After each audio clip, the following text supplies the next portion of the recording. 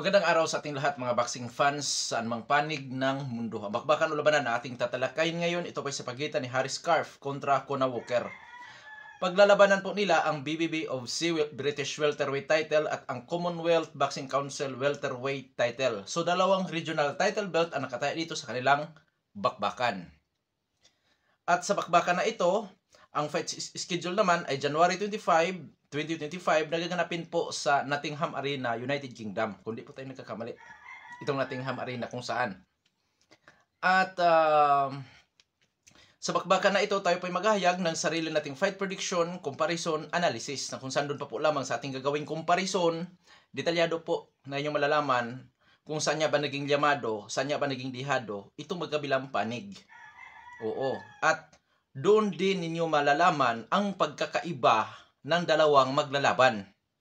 Kaya naman, inaanyahin ko po kayo na panoorin ang kabuuang video. At nang sa ganun, makakakuha kayo ng idea o basihan sa inyong pipiliin na sa tingin po ninyo ay may malaking tsansa sa pagkapanalo dito po sa naturang sagupaan. Maaring sasandalan ninyo ang aking prediction or gawin yung basihan ang aking prediction or ang ating comparison na kung saan malaya po kayong pumili sa gusto nyong pipiliin mga idol. Bago naman natin ito simulan, para po sa mga boxing fans na bago pa po lamang napadpad dito sa ating munting channel, inaanyahan ko po kayo na sana supportahan po sa pamamagitan po ng pag-subscribe, like, and share. At para po sa mga boxing fans na walang sawa na sumusuport at sumubaybay dito sa ating munting channel, maraming salamat po. Singit ko rin po ang nag-request na gawa natin ng video ang bakbakan sa pagitan ni Harry Scarf at Conor Walker. Walang iba kundi si Ma'am Andresa Bansalan. Shout out sa iyo ma'am, mabuhay ka. At maraming salamat po sa walang sawang pagsuporta, pagsubaybay dito sa ating munting channel. Kaya naman ho, simulan na natin. Dahil nabanggit ko nga kanina na magkaroon tayo ng comparison, marapat lamang natin din tatalakayin ang mga background dito sa magkabilang panig dahil napakahalaga po niyan, lalo na doon sa ating gagawing comparison. So, unahin natin sa panig ni Conor Walker. Bilang isang professional boxer, may impresibong kartada itong si Conor Walker. 14 wins with 5 wins coming by way of knockout, may 3 talo at may 1 tabla. Sa kanyang 3 pagkatalo sa puntusan lamang po ito natatalo. May edad 29 anyos, height 5 foot and 10 inches. Orthodox ang stance, knockout ratio 35.71%. Last fight, November 30, 2024, Lewis Ritson ang kanyang nakatunggali. Panalo si Conor Walker by unanimous decision. Eksperyensya, karanasan ng boksingerong ito. So magngalan tayo ng ilang individual na dating nakalaban ni Conor Walker na kung saan masasabi nating nakapagbibigay ito sa kanya ng magandang karanasan. Siyempre, nangunguna si Lewis Cracker na kung saan si Lewis Cracker, mga idol, ngayon po sa kasalukuyan, rank 5 sa IBF, rank 3 sa WBA, rank 9 sa WBO. At sa Boxrec naman siya ay rank 12. So, nasa high ranking din pala itong si Lewis Cracker na kung saan isa sa nakalaban ni Conor Walker. Although talo si Conor Walker dyan, pero yung experience na nakukuha niya mula doon sa kanyang laban kay Cracker, masasabi nating magagamit niya ito doon naman sa kanyang mga nalalapit pa na mga laban. At tulad sa laban niya kay Harry Scarf. Lewis Ritson. Si Lewis Ritson po ay hindi rin basta-basta na opponent. Maganda rin po ang kanyang record. Ngayon, dadako naman tayo sa skills o galawan ng boksingerong ito sa ibabaw ng luna. Boxer puncher po ito. Malimit kong mababanggit talaga ang boxer puncher dahil yun po ang galaw ng boksingerong ito. At malimit po talaga ang mga boxer puncher. So, ano ba ang mga galawan na saklaw ng mga boxer puncher? Pwede siyang maging pressure fighter style, defensive style, brawler style, at counter punching style. Taglay nitong hand speed, sipag sa pagbato ng suntok, liksi, at napaka nito kung sumuntok yung liksi, yung hand speed niya mga idol, timing, accuracy nandun din sa kanya. Ngunit pagdating po sa depensa, average lang. Pagka sinasabi natin average, makikita natin ito sa karamihang boksingero, yung kanyang mga galawan sa pagdepensa sa kanyang sarili, lalo na kung siya po ipinaulanan ng mga suntok. Oo, pero hindi siya katulad nila Floyd Mayweather, Guillermo Rigondeaux, Shakur Stevenson na kung saan sumobra ang husay sa depensa, nawi sa buring ang performance sa ibabaw ng lona. Hindi ganon ang depensa nitong si Conor Walker. So, maganda maganda kung gumalaw din ang boksingerong ito. Sa kanya namang sa kanyang durability o tibay, masasabi natin may tibay ito. Bakit? Kasi nga nakatatlong talo na ito, pero sa puntusan lamang ito natatalo. So may tibay. Pagka sinasabi naman natin may tibay, mga idol, hindi yan sa lahat ng pagkakataon. Malalaman lamang natin kasi na matibay talaga ang isang boksinger kung yay re-retiro na hindi man lamang nakatikim po na ma-knockdown, ma-knockout, ganyan. Pero maraming klase ang tibay. Kasi mayroong mga boksingerong marunong ma-knockout, pero matibay naman po ang determinasyon. Oo. So ngayon, sa panig naman itong si Harry Scarf, bilang isang professional boxer, may impresibong kartada din si Scarf. 13 wins, with 3 wins coming by way of knockout, may 3 talo. At wala pang naitalang tabla. May edad na 31 anyos, height 6 foot and 1 inch. Orthodox ang stance, knockout ratio 23.8%. Last fight, May 17, 2024. Nakasagupa niya si Karen Chokhadzhan, na kung saan talo si Harry Scarf sa laban kay Chokhadzhan by unanimous decision. Ngayon, dadako naman tayo sa eksperyensya, karanasan nitong si Harry Scarf. Ang pinakamatindi na kalaban nito, mga idol, siyempre si Karen Chokhadzhan. Bakit? Itong si Karen Chokhadzhan, kamakailan lamang naging world title contender o challenger sa IBF ni Jeron Ines. Oo. Na kung saan, bagamat talo siya sa ikalawang pagkakataon sa pagharap nila ni Jeron Ines, pero nakapagbibigay naman siya ng magandang laban kay Ines.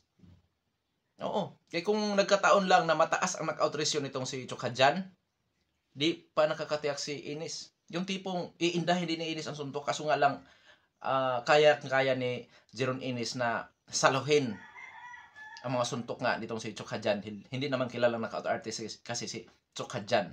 Oo. Pero sa panig naman ni Harry Scarf, nakapagbibigay talaga sa kanya ng magandang karanasan si Chokhadzhan. Dagdag natin si Troy Williamson at si Anthony Fowler. Oo. Yung mga yan ay may mga magagandang record din. Sa skills naman ni Harry Scarf, boxer puncher din po. Pressure party style, siyempre, defensive style, brawler style, counter-punching style. Masipag din ito kung bumabato ng suntok, taglay ang timing, accuracy. Pagdating po sa depensa, average lang din po ang kanyang depensa. It means may mga openings din po na delikadong masamantala, lalo na sa close range na suntukan. Ngayon, sa durability naman ito, masasabi kong may tibay dahil nakatatlong talo na nga ito pero hindi pa nakatikim na knockout, mga idol. Oo, so may tibay. So sa depensa, average. Yun nga, sabi ko kanina. So ngayon, dadako na tayo sa ating comparison. Unahin natin sa ranking ng BoxRec. Kasi sinori ko sa ranking ng boxing scene sa 1 to 15. Sa pagbibigay na lang ranking sa 4 major title belts. Wala ang mga pangalan nitong dalawa. So, sa BoxRec tayo dahil tiyak nandoon talaga ito sa ranking. So, out of 2,414, pang 42 si Harry Scarf. Samantala, si Conor Walker naman po ay pang 66. O, yan po. So, malayo ang agwat sa kanilang dalawa dito po sa ranking. Lalo na doon po sa BoxRec. Ngayon, dadako tayo sa physical na appearance. Unahin natin sa edad. 31 anyo si Scarf, 29 anyo si Walker, so pareho na sa prime po ang dalawang maglalaban. Height, reach, kung sino po ang may advantage, maging sa power. So mas matangkad po ng 2 inches si Scarf. Ngunit bawi naman si Conor Walker sa power. Dahil kung sa knockout ratio naman tayo o sa power ng maglalaban, ang knockout ratio ni Walker kasi ay umaabot sa 35.71%. Si Harry Scarf ay may knockout ratio na 23.8%. So lamang sa power si Conor Walker. Ngayon sa activity naman tayo. Last fight ni Scarf, May 17, 2024. Last fight ni Walker, November 30, 2024. So parehong aktibo ang dalawang maglalaban. Magkaiba nga lamang ang resulta sa kanilang mga naging huling laban. Dahil galing sa pagkatalo si Scarf, si Walker naman ay galing sa pagkapanalo. Ngayon, dadako tayo sa eksperyensya. Sa tingin ko pareho ang experience nila, 50-50 lang. Oo. Kasi si Lewis Crocker, mga lods, tandaan natin rank 3 sa WBA. Although si Karen Chokhadzhan na huli na kalaban ni Harry Scarf world title challenger talaga at nakapagbibigay pa ng magandang laban kay Ines.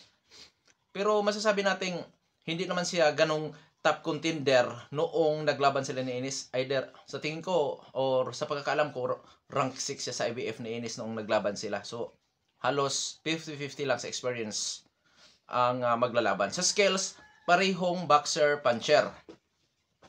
So anong pagkakaiba, Kuya Dong Sports? Parehong boxer, puncher, pero lamang sa liksi, lamang sa speed, si Kuna Walker. Which is gamit na gamit po yan. Ngayon, sa panig naman ni Harris Carp, marami din yung volume naman na pagbato ng suntok ang mayroon sa kanya. Oo. Volume na pagsuntok, magalaw, ganon siya. So, sa pangkalahatan, sino llamado? 50-50 ang masasabi ko dyan, mga idol. Oo, 50-50. Bakit? Di ba lamang sa ranking si Harris Carp? Tama, lamang siya sa ranking. Pero, nando naman kay Kuna Walker ang mga importante. Power, liksi, hand speed. Di po yan basta-basta. Ngunit yung height, reach advantage ni Harris Carp, kasama doon ang ranking, mga idol, malaking bagay din po yan para sa panig ni Harris Carp. Dahil once na magamit ni Harris Carp ang kanyang height and disadvantage sa labanan na ito, posibleng magpapahirap din yan kay Kuna Walker sa kanilang aktual po na suntukan. Kasi kung mapanatili ni Harris Carp ang distansya, so ibig sabihin yan, malulugi siya sa puntusan itong si Kuna Walker. Pero pagka magamit naman ni Kuna Walker ang liksi, hand speed, magpapahirap din po yan sa matangkad na malakawayan na si Harris Carp. Kaya 50-50 po sa ating comparison. Opo. Tandaan ninyo, ito ang advantages ng magkabilang panig. Unahin ko, lamang sa ranking si Harris Carp mas matangkad. Si Kuna Walker naman, bagamat malayo ang agwat sa ranking, ngunit yung kanyang power, liksi, hand speed ay hindi po yan matatawaran. Kaya nauwi sa 50-50. Dito po sa ating ginagawang comparison ang bakbakan na ito. Oo. So ngayon, dadako na tayo sa ating prediction sa laban. Mga idol, nasa inyo na po yan kung kanino kayo. Yung taglayang hand speed with power o yung matangkad na bulyong puncher. Pili kayo dyan. Kasi pagka magamit nga, kung magamit lang sana ni Harris Carp yung height, malaking bagay po yan sa kanyang ikapanalo, lalo na kung sa puntusan mauwi ang labanan, which is malaki ang chance na mauwi sa puntusan lang ito. Dahil pareho ngang may tibay ang dalawang maglalaban. Ngunit, kung magagamit naman ni Kuna Walker ang kanyang liksi at power, pwede siyang maging dominante sa buong laban. Kaya mga idol, masasabi ko na 50-50 ito. So ngayon, dadako natin sa prediction dahil humaba na po ang ating video.